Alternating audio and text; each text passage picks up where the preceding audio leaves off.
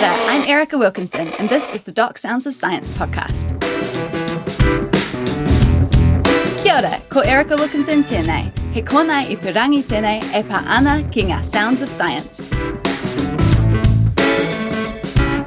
Every episode, we talk about work being done behind the scenes by Doc's technical experts, scientists, rangers, and the experts in between. This is part 2 of our interview with renowned kākāpō scientist Dr. Andrew Digby. In part 1, Andrew shared so many great stories about the intensive kākāpō breeding season, fascinating kākāpō mating rituals, and the questionable but effective innovation that we like to call the sperm copter. Here in part 2, we delve into some of kākāpō conservation's biggest wins, as well as the disappointments, the challenges, and all the continuous learning from managing such an intriguing, unusual species. We kick things off by asking Andrew a few of your listener questions. First up, how is climate change affecting the management of kākāpō? That's a really, really good question. And we talked earlier in the previous episode about aspergillosis, this fungal pneumonia, which we think might have been exacerbated by some unusual climatic conditions, so a hot, dry summer. So that's one. That the disease is always an issue, and that's a real impact, a probable impact of climate change for many species. Another one is kind of a little bit unusual in that kākāpō breed in response to certain trees mass fruiting. And that mass fruiting effect actually depends on temperatures, and in particular, temperatures from one summer to the next summer. So for example, with kākāpō, with the rimu trees, if we have a hot summer, then a cold summer, then we know 2 years later, there's going to be a rimu mast. And with climate change, you might get greater temperature fluctuations. So you might be more likely to have a hot summer than a cold summer, which means you might get more rimu masts, and you might even get bigger rimu masts too. So there could possibly be a silver lining in that you might actually end up with some more kākāpō breeding and more bigger breeding seasons. We haven't confirmed that at all, but that's a hypothesis. Next up is, how did the extinct North Island kākāpō compare to the South Island kākāpō? We don't know a lot about that, actually. There's quite limited genetic samples from the North Island kākāpō. We think there may have been some genetic differences, but there was nothing too obvious in terms of any sort of morphological or behavioural differences. The North Island kākāpō went extinct earlier than the South Island kākāpō, so early 20th century, estimated between like the 30s and the 50s for the North Island kākāpō, whereas quite a bit later from the 70s to around about the 90s for the South Island kākāpō. Okay. Can we tell from their DNA if they have clear Gondwanan origins, or is that passerine birds only? We think that they're probably not Gondwanan. They split from their nearest relative. So this is actually the New Zealand parrots. So the kaka and the kia and the kākāpō all lumped together had a common ancestor, split about 55 million years ago, which is after the Gondwana split. And then kākāpō split from the kia and the kaka around about 25 to 30 million years ago. So they've been isolated for quite a long time. So kākāpō, almost certainly had a flying ancestor. And then over those last 25, 30 million years have lost that power of flight. Okay, because they didn't need it. Are they related to the Aussie night parrot? Not really, no. The kākāpō are one of the oldest parrots, so that they've sort of branched that kākāpō on those New Zealand parrots, split off a long time ago, whereas the night parrot split off quite a lot more recently, around about 25 million years ago. And if you want a good visual demonstration of this, go to onezoom.org, where there's a tree of life that you can zoom in on and see how all of these species line up together. It's absolutely fascinating. Oh, I will definitely be doing that, and I bet everyone else will as well. Thank you, listeners. That was a wonderful round of listener questions. So in addition to low fertility, another big issue kākāpō are facing is running out of room. Can you tell me about that, and what is the plan for that? Yeah, that's a really good question. It's one of our biggest problems at the moment is space, because we've had these really big breeding seasons in succession, 2016, 2019, 2022, all record breeding seasons, and we've actually doubled the population since the start of 2016. So we have run out of room, probably a little bit more quickly than we were expecting. And so, finding new space is one of the main things. But the problem is that there aren't really many good places left. We've kind of got all the good predator-free islands. And so we're now looking at going to different places, and it's such an important goal to try and get more and more areas of predator-free habitat across the country. We should mention too that conservation is a team effort and that there is a role for everyone. We work with many partners. Our most important relationship is with iwi. Tell me how your team work with Ngāi Tahu to safeguard such a taonga species. Sure. And so that team effort thing is so important that, we are a team of people. We've been standing on the shoulders of giants, that cliche that people have gone by for decades and decades doing this work. So that's so, so important. And our partnerships are super important. And our partnership with Ngāi Tahu, we have a really good relationship with Ngāi Tahu. We work really closely, consult with them on all of the decisions that we make. We meet regularly. And it's kind of expanding and growing. So, for example, the recent translocation that we had to Mangatautri, there was a direct whanaungatanga agreement between Ngāi Tahu and the iwi at Mangatautri too, so that they're able to do that cultural aspect of that exchange of birds as well as our practical conservation management side of it too. So I think this is a really exciting space, and it really helps us to grow our conservation efforts by working more closely with iwi. Awesome. And you've got commercial partners too. Shout out to Meridian. I love that Meridian, in addition to funding support, often have their staff get to join you in the field. Is that right? That is right, and that's been really, really critical.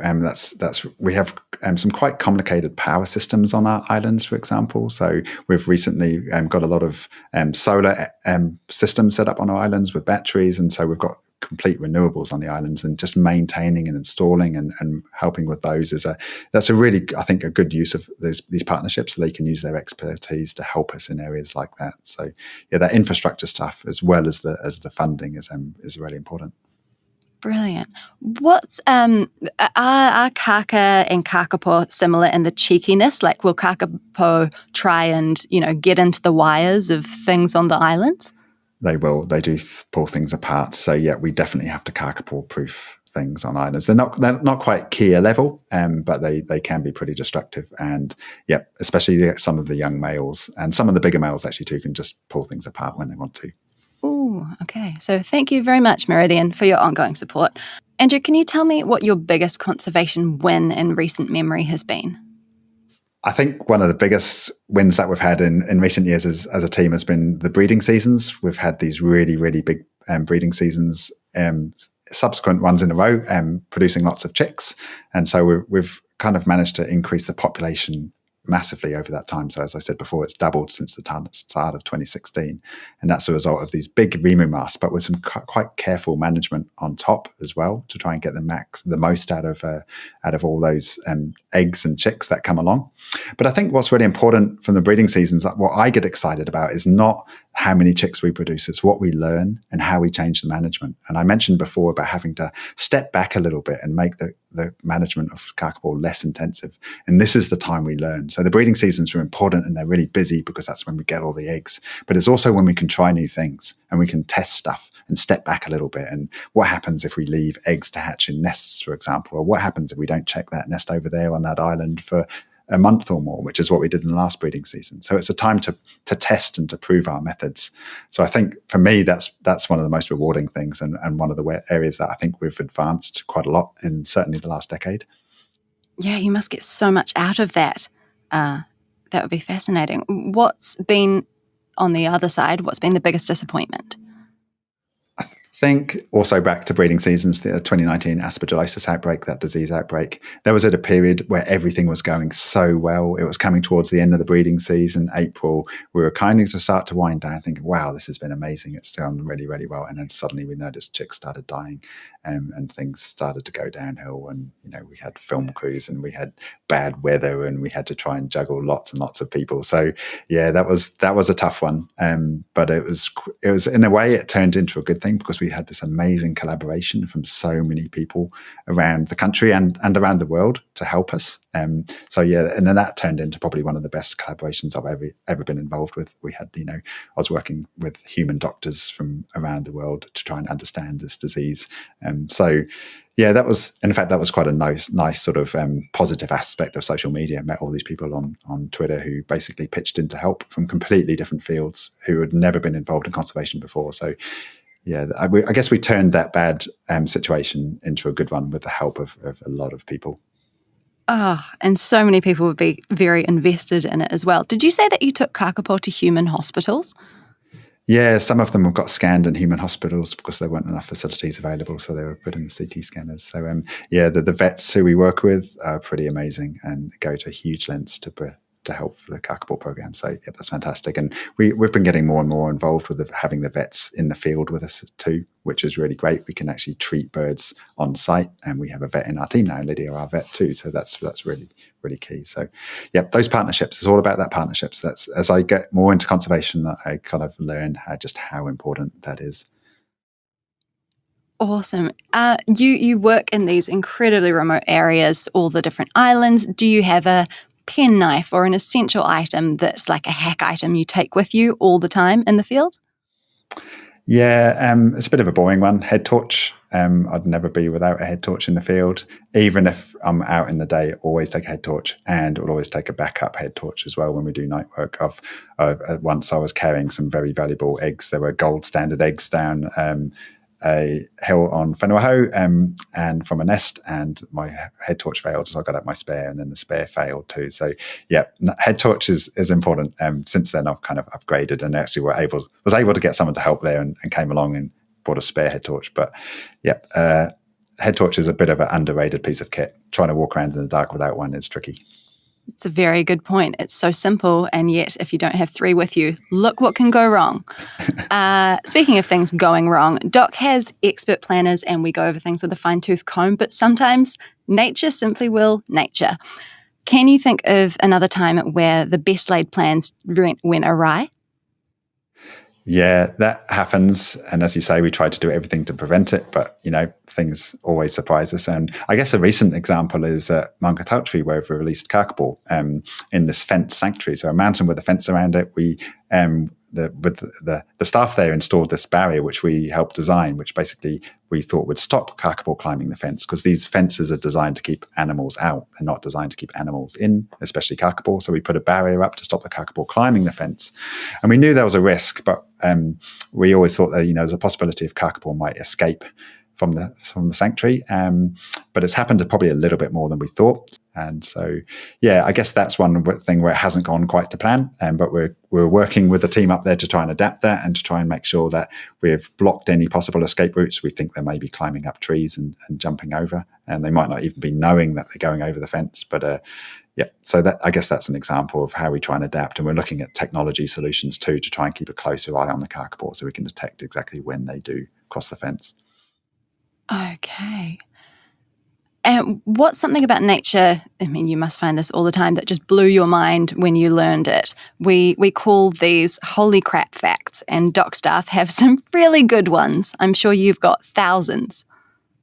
Yeah, I'll try and, this is a slightly longer example, but I'll try and keep it brief, and I'll try not to do one about kākāpō or tākahei. And I did a bit of work for animal communication for my PhD, and one of the things that kind of blows me away is how good animals are at communicating, and how we always big ourselves up of humans as these master communicators, but animals are pretty good too. An example, I think, is alarm call networks, which is, you might have noticed, and people will probably be familiar, if there's a cat around, then the blackbirds or the tui or the bellbirds will start going nuts, and they'll make their alarm calls. But what we tend not to know is actually they have different alarm calls for different types of animals. They'll actually have different alarm calls for different species and for different size of animals. So, for example, birds will have a different alarm call for a large hawk compared to a small falcon flying through the forest.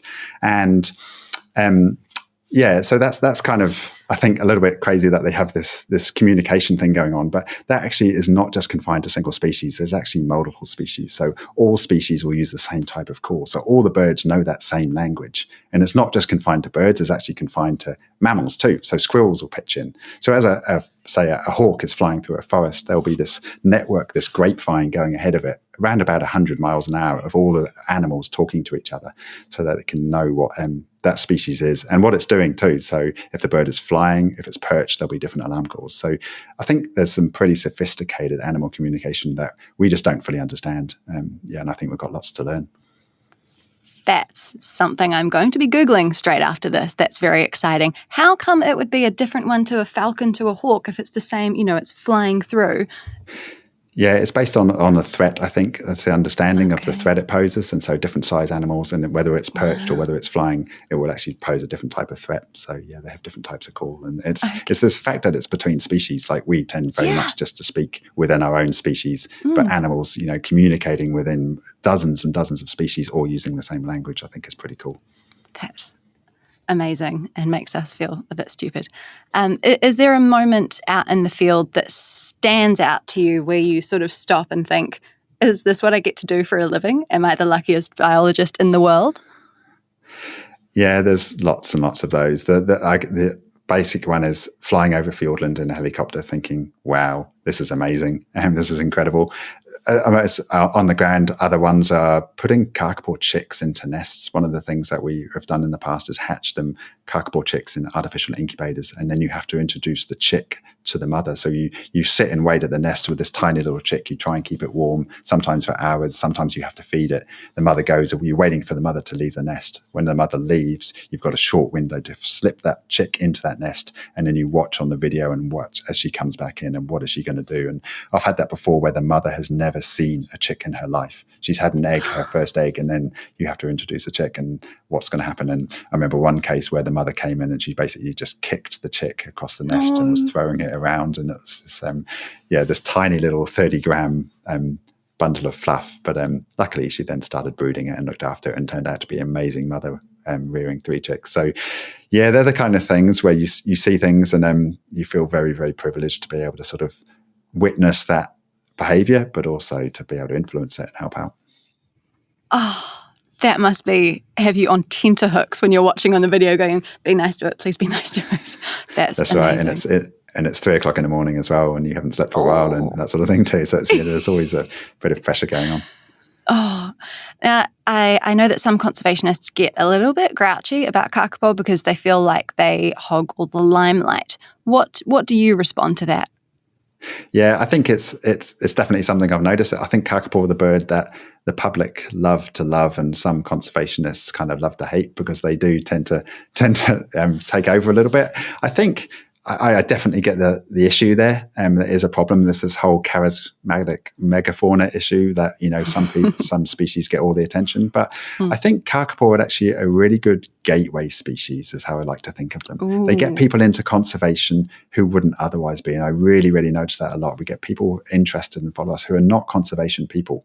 They might be tech people or they might be artists or something, and they like the tech that we do, or they just get engaged because they see a kākāpō video online, and then they learn about kākāpō, and then they learn about the other species and some of those wider problems, the problems with predators, for example. And I've had that conversation so many times. So there is a danger that one species can take over, but I think there's definitely those flow-on effects. I think kākāpō is the gateway drug to the conservation world, is like the perfect thing. I think that works well. And we're always mindful of kākāpō conservation. How can we pay it forward? So the technology is a good example too. We develop technology that then can get used for other species as well. So yeah, we are not going to stop people loving kākāpō. I think that can only be a good thing. Thinking back to your first ever day on the job, what advice would you give yourself now? I would say you can probably never ask too many questions. Don't be afraid to say that you don't know stuff. And I kind of had a little bit of an excuse here because I came from astronomy. I wasn't from a conservation background, so I had almost like free reign to ask lots of stupid questions. But I think that's really, really key. No one knows everything, and the people that you work with, the people that I work with are absolutely incredible. We have so many people with so much varied knowledge, and you can always learn things by asking lots of questions. And we're all still learning as well. Like you say, you're learning about management every breeding season. You're learning new things. That's right. Yeah. And, it's just one species. There's so much that we don't know, and with so much more work to do. And that's obviously, how can we best do that? How can we find out those things and apply them and help other species as well? And if you hadn't discovered kākāpō in this way of doing this job, what would you do? Would you go back to astronomy? I think I'm pretty committed to conservation. So I definitely will stay in conservation. I guess I've switched from one nocturnal career to another nocturnal career, from going from astronomy to kākāpō. But when I was growing up, I had a love of astronomy and a love of nature and wildlife, and I've kind of moved into that. But it's quite nice, when I'm up on a kākāpō island at night, I can look up and see some pretty amazing stars and get my astronomy fixed that way too. This sounds like the best job and the best life in the world. You're doing life correctly, Andrew. Thank you so much for being here. All of us in this room have learned so much, and I bet our listeners have as well. You can find Andrew on X or Twitter at kākāpō digs, and for all the .goss, we are .govnz on all platforms. If you liked what you heard, tell your friends, leave a review. Honestly, helping us get these stories out to the world really helps the kākāpō, so get to sharing. Andrew, thank you so much for taking the time. I have loved talking to you. I hope you're prepared for the influx of job applications you're about to receive. Mine will be the top of the pile. Thank you, Erica. It's been great. And I've been a long time admirer of the podcast, so it's great to be able to talk here. And just to everyone who's been listening, it's just, thanks for all the interest and support that we have for kākāpō. And if you want to do one thing to help kākāpō, just please tell a friend about them. Just spread the word. I think that's probably the number one thing. And so, thank you.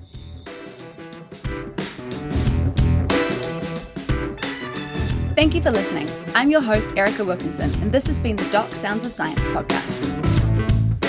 This show is available wherever you get your podcasts, or you can stream it off our website, doc.govt.nz. This show is produced by Jane Ramage with editing by Lucy Holyoke. If you enjoyed this episode, show us some love with a 5-star rating.